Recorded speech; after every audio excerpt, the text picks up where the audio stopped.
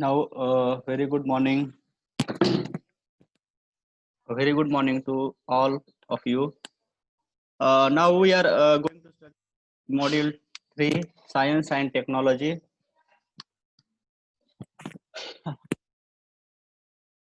In this unit, we will study.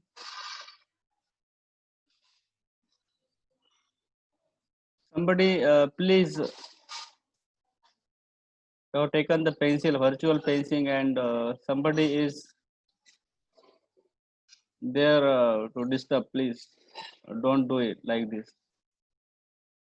Uh, Now, in this module, let us study in its introduction of science and technology. As we all of know, the modern science and the meaning of science in science discipline or medicine, it is different, but the same science which is there in the present time, it was known in the 12th and mid of the 19th century as a natural philosophy. The same thing, and new modern inventions occurred after the publication of Charles Darwin's Origin of Species in 1857, where he incites a new meaning into the evolution of history apart from the religion that that focuses the origin of human civilization. It was very different, and the scientific approach, um, Charles Darwin has given a scientific approach to modern science, and which is basically rely on observation and experimentation.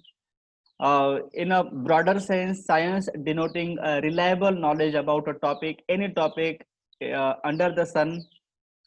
But science in a particular, we will study how it's there, how its evolution is there, and its impact, effect, and how it enhances the human thinking, human thought process, human life, human culture, and all spheres of life. It has covered.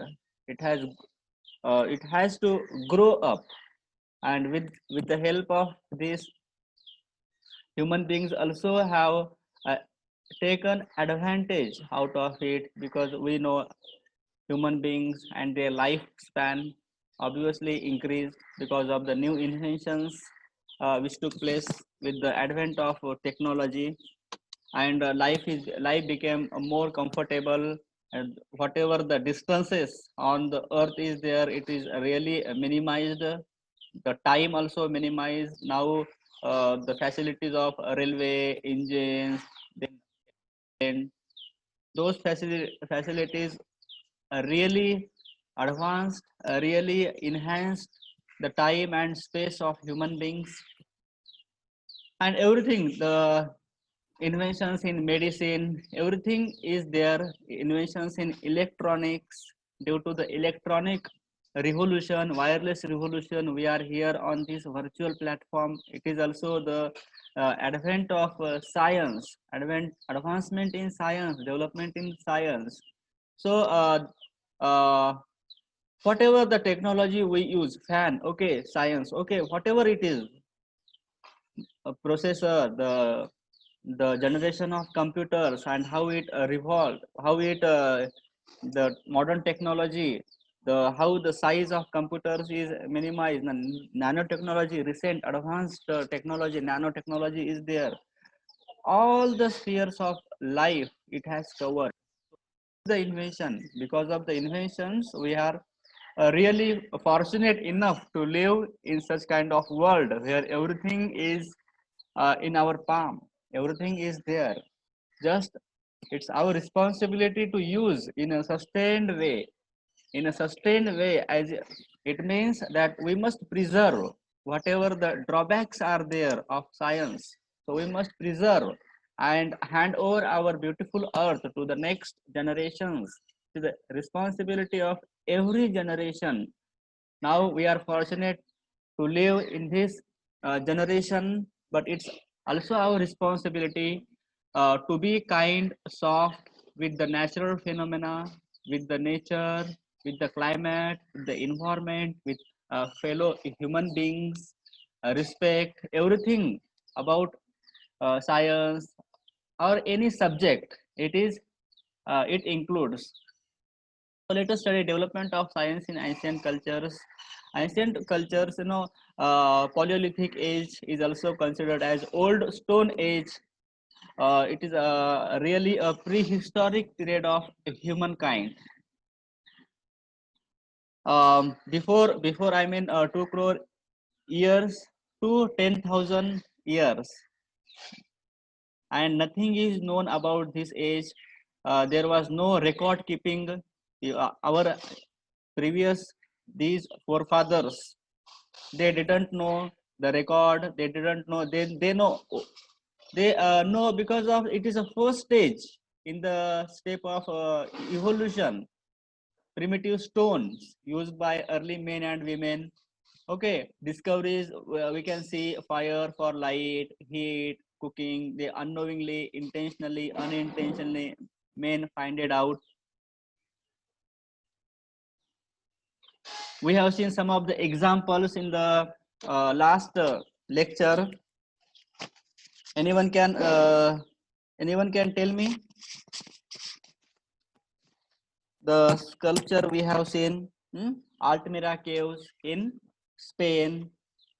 Then it was 14,000 to 9,500 BC. I'm talking about in Spain. We have seen Altamira caves. Now, in Altamira caves, the paintings we have seen, the buffaloes painting, very much evident now at present time. It was invented in the 19th century.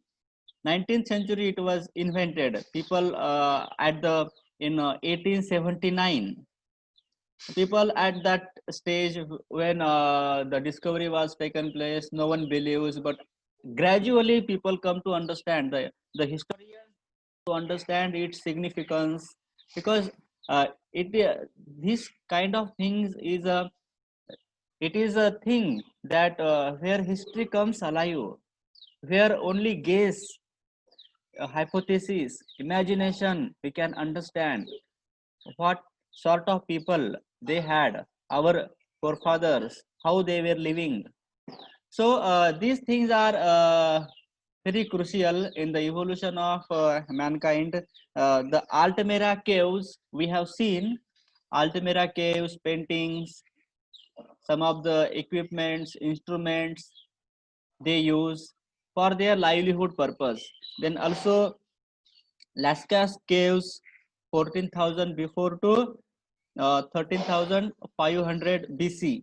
BC 14,000 ते 13,500 वर्षापूर्वीचा कालखंड, जे की फ्रान्समध्ये आपण पाहिलं.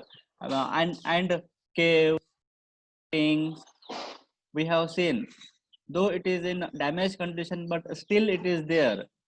And such kind of things, it is a record, it is a sort of record, though it is in it is not in the form of words that we have nowadays, but it speaks something.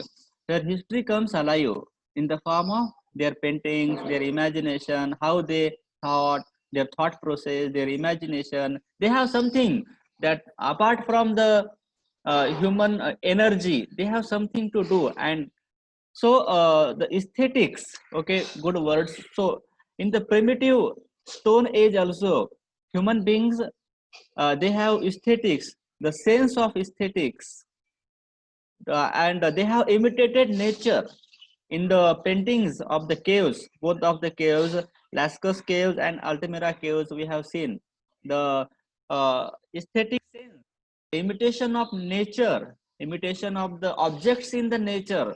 It is very much there. Didn't you understand? Then after this age, Paleolithic age, it is also considered as Old Stone Age. And at the end of Paleolithic age, there were perhaps over 5 million inhabitants on the earth. 5 million. After, at the end of Paleolithic age, at the end of means 10,000 year before. 10,000 year before means BC, आणि हे 2000 add झालेले म्हणजे 12,000 वर्षापूर्वी. Paleolithic era, there were perhaps over 5 million inhabitants, जे काही native 5 million native जे आहेत ना इनहॅबिटंट्स, मूळ रहिवासी तेवढे होते. So in the next we will see Neolithic age. We will see Neolithical age. Okay, we have seen the previous age, that is a Paleolithic age, primitive equipments that is made up of stones, daggers, spear points, axes, copper, scrappers. Okay, spoken language, it was there in the previous age. Spoken language, I mean oral communication, it was there. Did you understand? Oral communication, then preservation of culture and religious rituals. Religious rituals means not a kind of rituals that we have at present time, but we had that somebody is there to govern. You know, these forefathers, they understood that something is there to govern. Okay, then the faith of somebody, they didn't know about God, or they didn't know about Adam, Eve, Bible, Ramayana, Mahabharata, they didn't know anything. Actually, after this age means after Neolithical, or after Neolithical age, we can see the I mean human civilization or cultures like Nile, Sumerians, Babylonian cultures, Egyptian cultures. After this Neolithical age, did you understand? After this age, so in the urban civilization, Neolithical age is the bridge between to connect Paleolithic age and to connect to the urban civilization. It is a sort of a transmission, एक संक्रमणाची जी काही अवस्था असते, तर ह्या काळामध्ये आपण पाहू शकतो. आणि बरेचसे जे काही शोध आहेत, बऱ्याचशा गोष्टी अनेक आज आपल्याला माहिती आहेत, त्या गोष्टी आपल्याला निओलिथिकल एज मध्ये बऱ्याचशा गोष्टी त्या कनेक्ट आपण करू शकतो. We can reconnect. Okay, let us see how we can reconnect to those beautiful age, beautiful modern civilization. Okay, first of all, at the present time also, right now, farmers or the farming is the backbone of society. So in the agriculture revolution, which began in Neolithical age, agriculture revolution, okay, followed the Paleolithic age, Neolithical settlements appeared in Europe. Okay, this kind of age appeared in Europe, began in Europe. Europe is a continent: France, Germany, Spain, England. Okay, those countries, Greek. Okay, Europe, Africa, Nigeria, South Africa, those African countries. Know the map, please. Whenever the country, continent is there, you must have map in your mind. So here it is. Okay, Asia continent, Russia, China, Japan. You must know where it is situated on our earth, on our hemisphere. You must know uh, Asia and Western Hemisphere. So during the next 1,500 years, men and women all over the world radically transform their relationship. Their relationship with whom? Relationship with nature. The previous age, people, modern civilization, or they are more rely on nature. Now the transformation from dependent to on nature is on dependent to independent. The journey begins here. Okay, the future of mankind begins here. More independent one. In the previous age, we have seen people are dependent,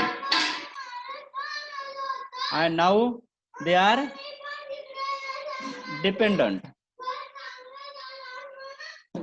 Sarthak, don't disturb please. Sarthak, asa disturb नको करू. Okay, sorry please. Human beings learn to manipulate nature. From dependent to independent, one journey begins here.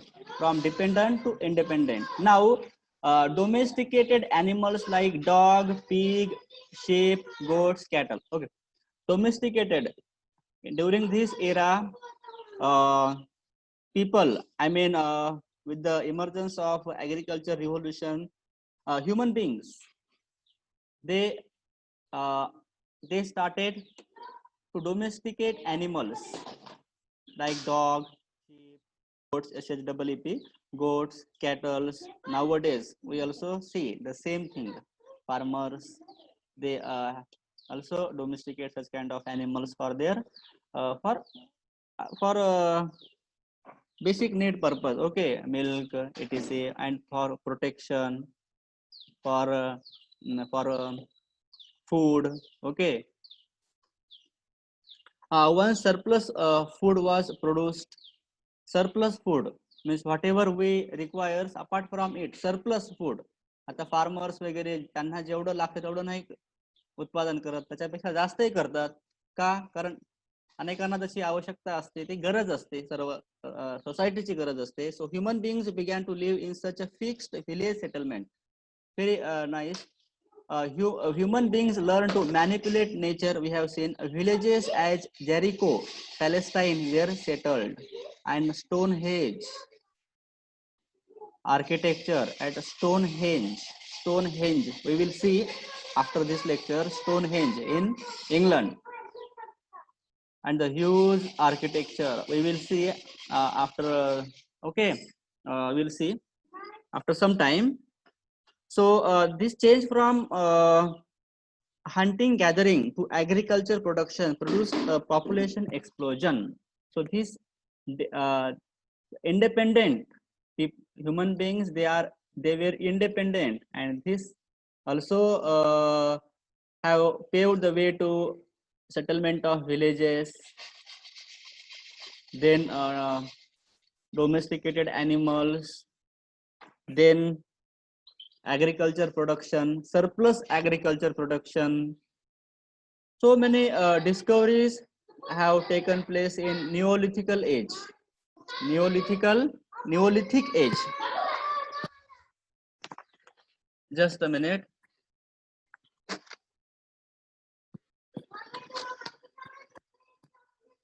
In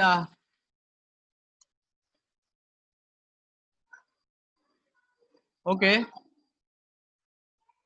after Neolithic age, we will see the urban revolution about 3500 BC, before Christ.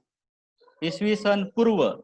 इसवी सन म्हणजे 1 2 3 4 5 6 7 8 9 10 हे जे हे आहेत figures, त्याला इसवी सन असं म्हणायचं. त्याच्या पूर्वीचा कालखंड जो आहे तो बीसी म्हणजे बिफोर ख्राइस्ट, म्हणजे आपण मराठीमध्ये इसवी सन पूर्व असं म्हणतो. त्याची गणती ही 10 9 8 7 6 5 4 3 2 1 अशी होते. इसवी सन पूर्वची म्हणजे बघा 3500 बीसी. आता कसं होऊन मग 3000 रिव्हर्स ह्याच्यामध्ये we can count it. About 3500 BC civilization, modern civilization, when it is now, okay, the seeds are sown through urban revolution, Mesopotamia and Egyptian culture. It is the beginning, a real beginning of modern civilization. Right now we are living. So a civilization, a written language for communication, very good. A written language. Written language means something is, if something is written, it is recorded. Record keeping, and then we know the real heart of the people. त्यांचं जे काही मन आहे जाणून कसं घेऊ शकतो शब्दांच्या द्वारे. Words are more than, words speak louder than the paintings or etc. They also speak, no doubt, but words are important. Record keeping, written language is very important. Written language, then through written language, transmission of culture is very essential, very crucial. Sumerians, Okay, very good thing. Sumerians, the culture like Sindhu culture, Sumerians, they have invented mathematics and science. Then they counted flocks, measured grain, measured time, distance, area, and quantity. Very important.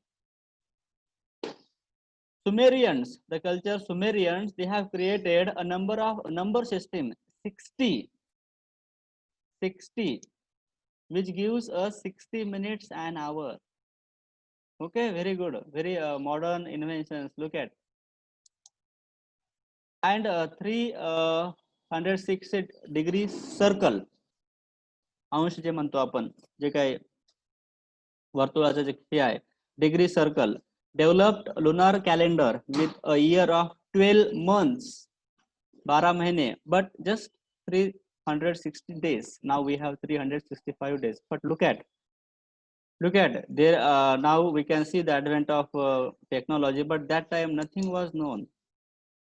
Okay, no, but imagination. Look at the human imagination, curiosity. After this age, then Egyptians, they also did contribution in the development of culture, civilization. So urban civilization, Mesopotamia and Egypt. Now, just I told you to see Stonehenge. See, and now. Okay, Stonehenge, we will see.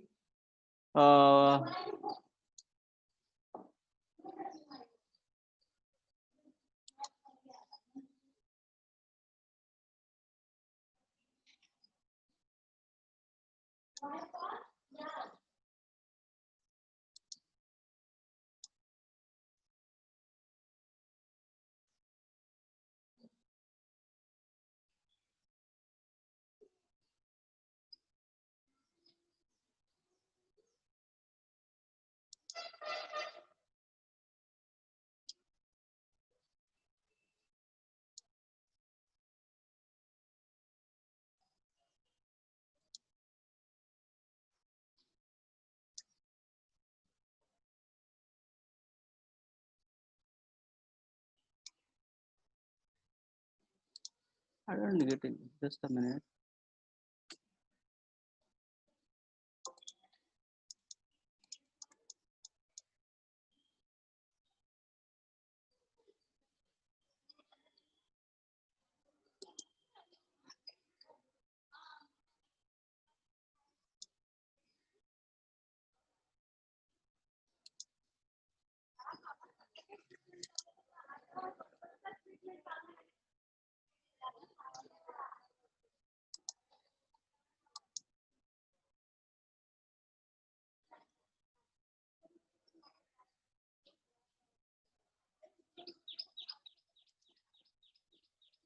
Okay. Okay, you have listened patiently. Thank you. Recording. Yeah.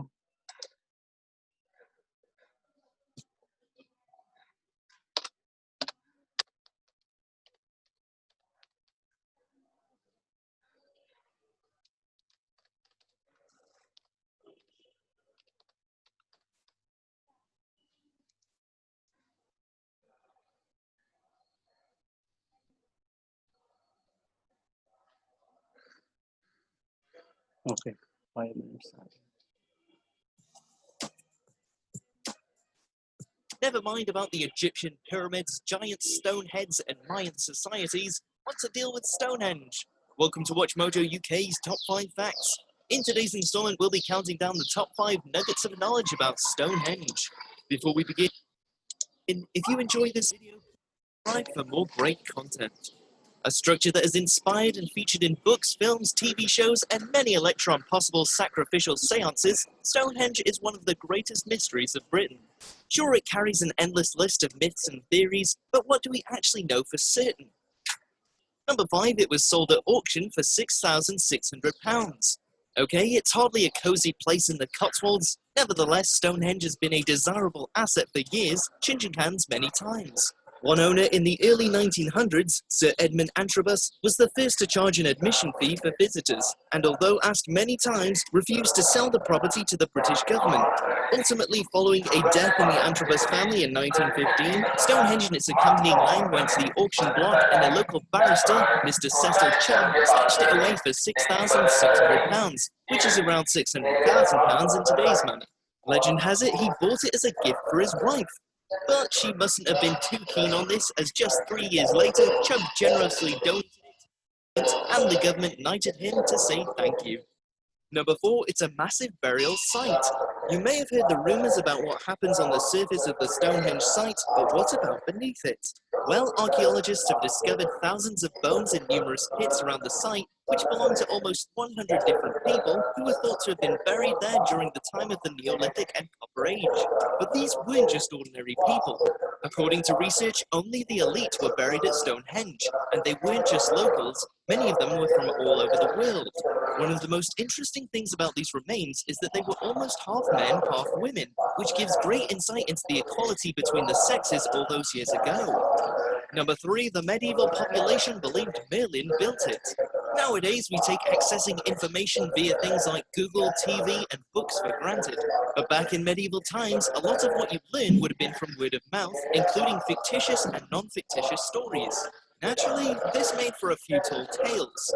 One of these was Geoffrey of Monmouth's story of Merlin and Stonehenge.